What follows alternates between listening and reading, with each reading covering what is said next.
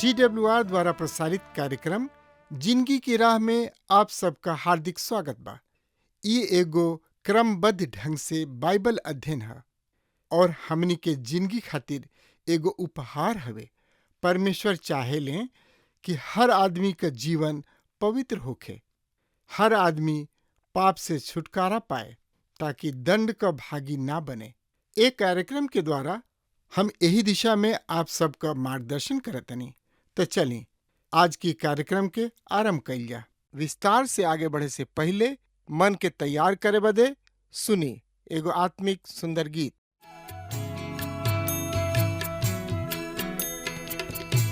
यीशु के शरणवा में शांति मिली है भाई, यीशु के आराधना में मन का लगाई, यीशु के आराधना में मन का लगाई, यीशु के आराधना में।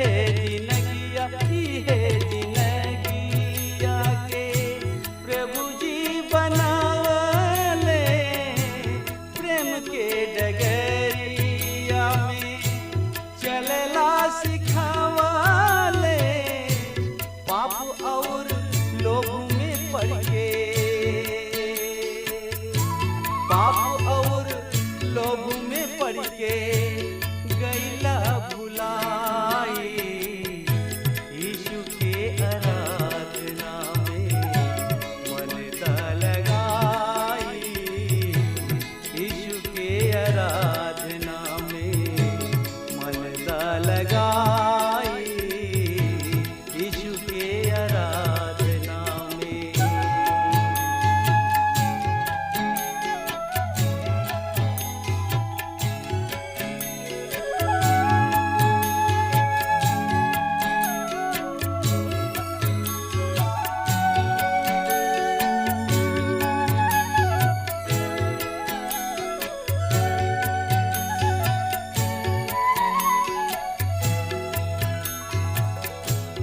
अंधविश्वास में फंस के परमेश्वर के छोड़ देला, अंधविश्वास में फंस के परमेश्वर के छोड़ देला। सोच विचार के देखा जिंदगी में का पैला, माटी के शरीर एक दिन,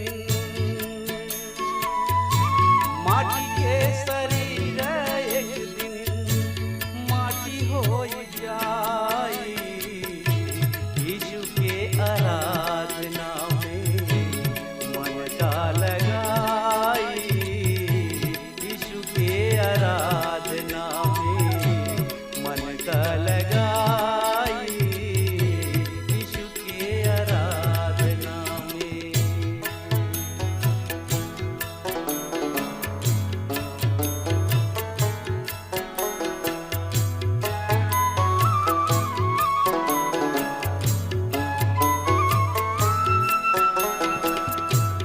देवे के परी एक दिन जिंदगी के लेखा, देवे के परी, देवे के परी, देवे के परी एक दिन जिंदगी के लेखा। अधर्म के आपन कर्मवा के देखा, पापो अधर्म के आपन कर्मवा के देखा, बाप पूत हित नाथ,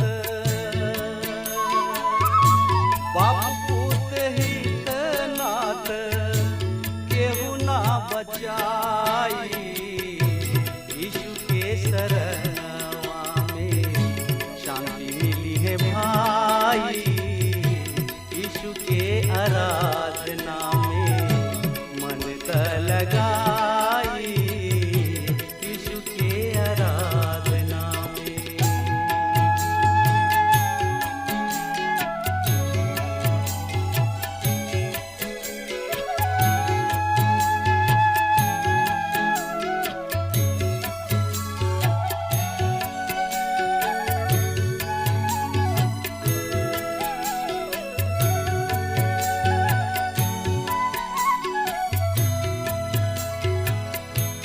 परमेश्वर पिता ई दिहलन सुंदर मनुष्य तन, परमेश्वर पिता ई दिहलन सुंदर मनुष्य तन, दारू गांजा भांग खाई के बिगाड़ देहला सुधा मन, दारू गांजा भांग खाई के बिगाड़ देहला सुधा मन, आखिरी में जीने की,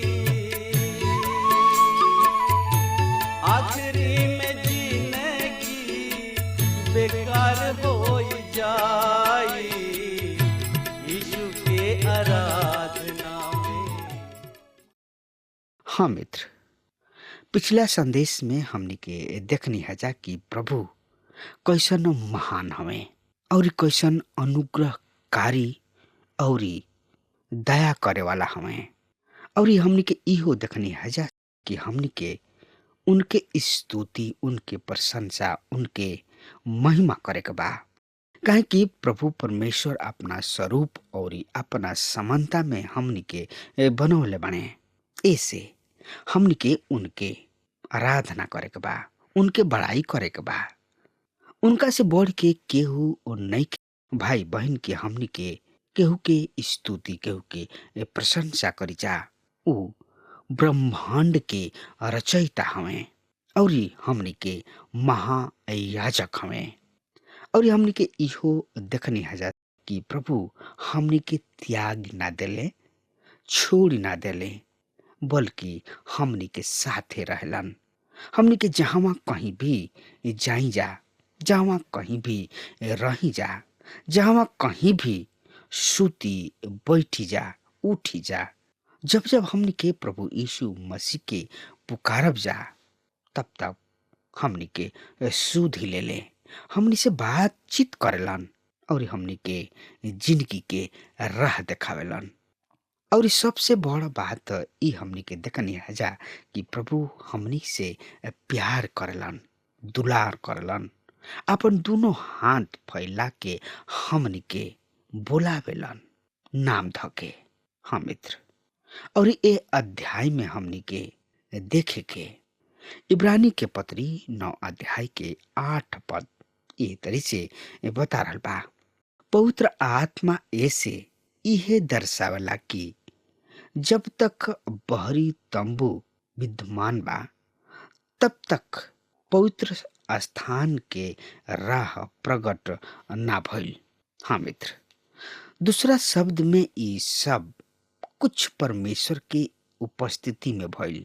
इब्रानी के पत्री 9 अध्याय के 9 और 10 में लिखल बा, ई तंबू त वर्तमान समय के खातिर दृष्टांत ह, जौना के अनुसार ऐसन भेंट और बलिदान चढ़ावल जाला जौन की आराधना करे वालन के विवेक के सिद्ध ना कर सकेलन।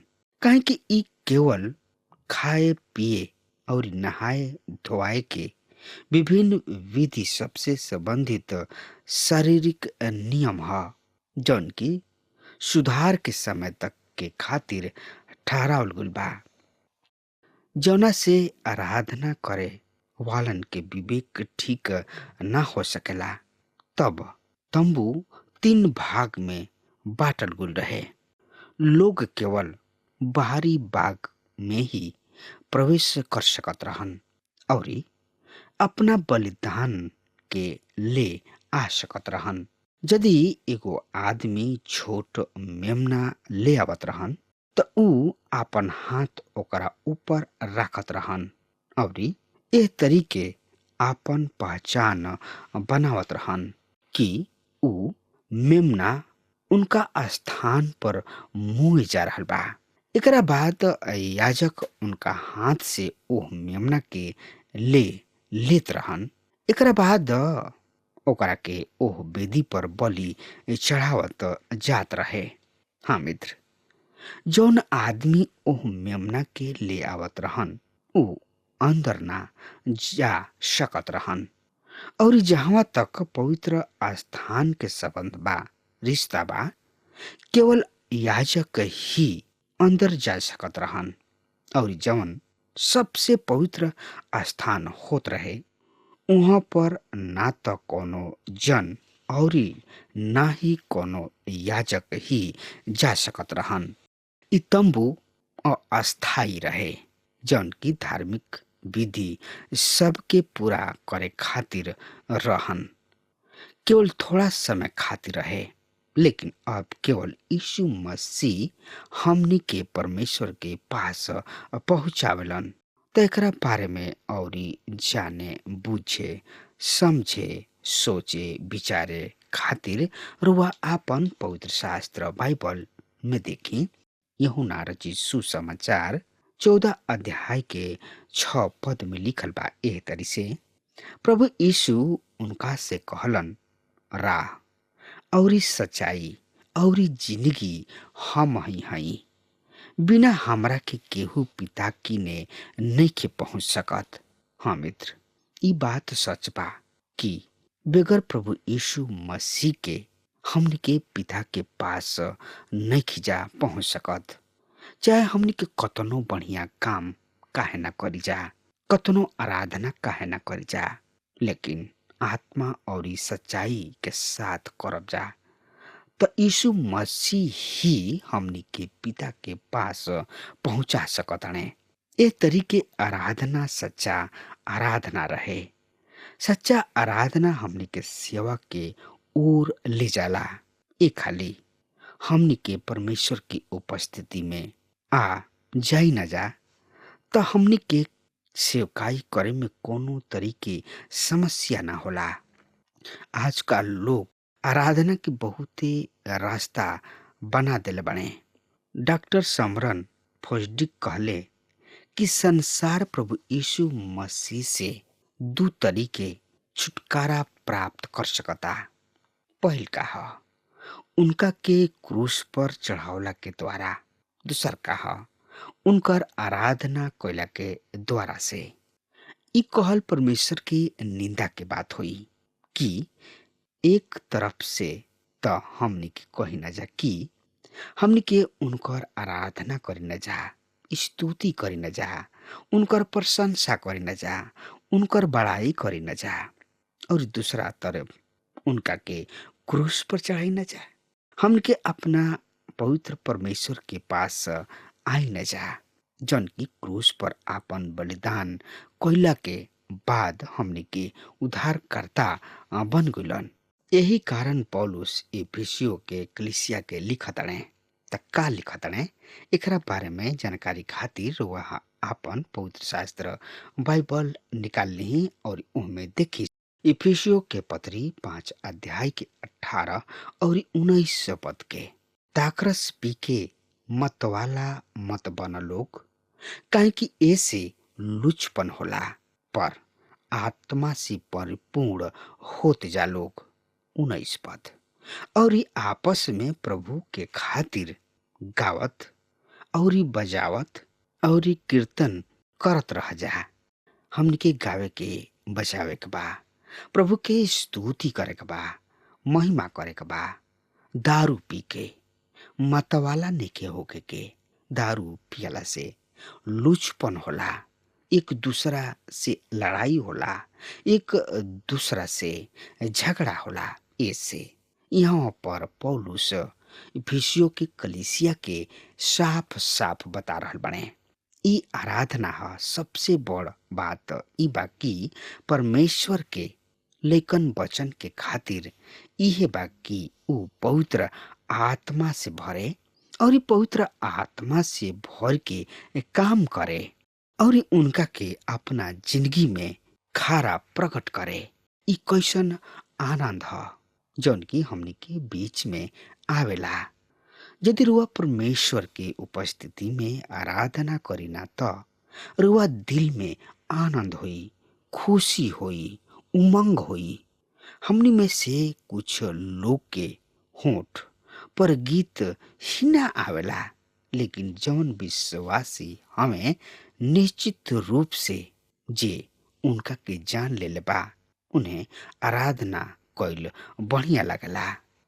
हम रुआ के संक्षेप में कुछ बतावे चाहता नहीं जौन की इस संसार के पवित्र स्थान से संबंधित बा। पहिल का ई पृथ्वी पर रहे, ई जगत के पवित्र स्थान रहे जौन की जगत के चीज सबसे बनावल गुल रहे। ई सब कुछ यही पृथ्वी पर बनावल गुल रहे। ई सब कुछ यही पृथ्वी पर बा। दूसर कहा ई आवे वाली चीज की छाया मात्र है। ई कभी भी सच्चा ना रहे। हमनी के चीज सबके खिचड़ी बना देले बानी जा। हमनी के घर जाके तंबू के बारे में अध्ययन करी ना जा और इस संसारिक तंबू के विषय में जाने की रुचि राखे लगी न जा। लेकिन सच बात ई बा कि ई छाया मात्र है। तीसर कहा ई लोगन खातिर अभाग्य रहे या अपुवेशप रहे। रुआ ओकरा भीतरी नहीं खिंचा सकत। यदि रुआ ओह समय के इस्राएली होखती त ऐसे ही दौरत परमेश्वर की उपस्थिति में ना घुस जाती। रुआ पहले ही प्रवेश द्वार पर रुक जाइना। रुआ के बलिदान की आवश्यकता पड़ित और रुआ आगे ना बढ़ सकती। याजक रुआ खातिर काम करताणे। आज हमनी किने विश्वासी सबके याजकपन बा और हमनी में से हर एगो आदमी परमेश्वर किने जा सकताणे। ई हमनी खातिर एगो बहुते बड़ सौभाग्य बा। काहे कि जौन पर्दा रहे ऊ फाट चुकल बा और ऊ परमेश्वर की उपस्थिति में जा चुकल बने। ऊ हमनी खातिर वहां पर बाणे। इस्राएली सब के खातिर ई सुविधा पहल की वाचा में ना रहे। आई अब हमनी के देखल जाओ चौथ का बात का ई लोगन के दिल के बदले में अप्रभावी रहन। ए बात पर हम जोर देवे चाहता नहीं। संसारिक तंबू लोगन के दिल के बदले में असमर्थ रहल, लेकिन अब रुआ प्रभु यीशु मसीह के पास आ सकतानी और ऊ रुआ दिल के बदल सकताने और रुआ के आराधना के योग्य बना सकताने। परमेश्वर आत्मा और सच्चाई हमें ई रुआ जिंदगी में सच्चाई के ला सकताने। मित्र यदि रुआ उनकर आराधना नहीं करत तो उनकर सेवा कभी भी नहीं कर सकत। आगे हमनी के उत्तम बलिदान के देखी न जा त आई इब्रानी के पत्री 9 अध्याय के 11 पद के हमनी के पढ़ ले जाओ। पर जब मसीह आवे वाला बढ़िया बात के महायाजक होके प्रकट भइले त ऊ औरी भी बड़ तथा तंबू में से होके प्रवेश कैले जौन की हाथ के बनावल अर्थात ये सृष्टि के ना। हम यहाँ पर रुआ से यही कहे चाहब कि लोग आराधना के महत्व के भूल गए कि आराधना कैसे करे के बा, कैसे करे के चाही और कौना तरी करे के बा। त औरी ज्यादा से ज्यादा जानकारी खातिर रुआ आपन पवित्र शास्त्र बाइबल निकाल ली। इब्रानी के पत्री 9 अध्याय के 12 पद में लिखल बा एह तरी से। हम रुआ सामने एह पद के पढ़ रहल बानी। औरी बकरा औरी बछड़ा के खून द्वारा ना, वरन खुद अपना खून के द्वारा सदा के खातिर एक ही हाली पवित्र स्थान में प्रवेश करके अनंत छुटकारा प्राप्त कैले। हाँ मित्र, ये वचन से ऐसन प्रतीत होता उ आपन असली खून के लेके सरक गइले। प्रभु यीशु मसीह के मृत्यु एवं छुटकारा के हम पावतानी। लिखल बा, काहे कि यदि अशुद्ध लोगन पर बकरा और बैल सब के खून तथा कलोर के राख के छिड़कल गोइल देह के शुद्धता के खातिर पवित्र करला। कुछ भी होके प्रभु यीशु मसीह महान हवे और जब रउआ उनका पर विश्वास करब त रउआ ओ स्वर्ग में प्रवेश करब और रउआ प्रभु यीशु मसीह कीने रहब। काहे कि प्रभु ही परमेश्वर हवन। उनका बेगर रउआ स्वर्ग में प्रवेश नहीं की कर सकत।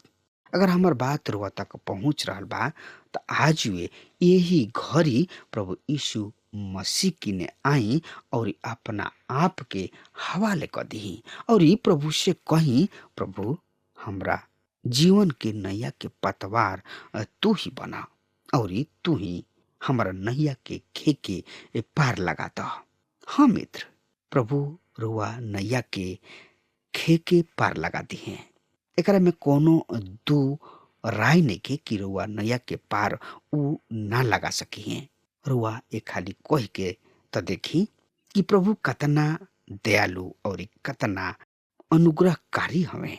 प्रभु के महान अनुग्रह के देखी अपना जीवन में और उनका साथ रही, उनका साथ चली और उनका से बातचीत करत रही। मित्र, अब हमार समय खत्म हो रहा बा। रुआ हमरा के आज्ञा दी। परमेश्वर रुआ के बहुत ही आशीष देस। आमीन। हमके विश्वास बा कि ई कार्यक्रम आप सब खातिर फायदेमंद सिद्ध भइल हुई। हम चाहतनी कि आप सब अपन अपन आशीष हमरों से बांटी। अगर आप सबके लगे बाइबल से चाहे आपकी निजी जिंदगी से क्यों सवाल होके चाहे क्यों समस्या खातिर प्रार्थना करावे चाहतनी तो हमारी फोन नंबर पर जरूर संपर्क करें। परमेश्वर आप सबके बहुत आशीष प्रदान करें और आज का दिन आप खातिर सुखद बनावे।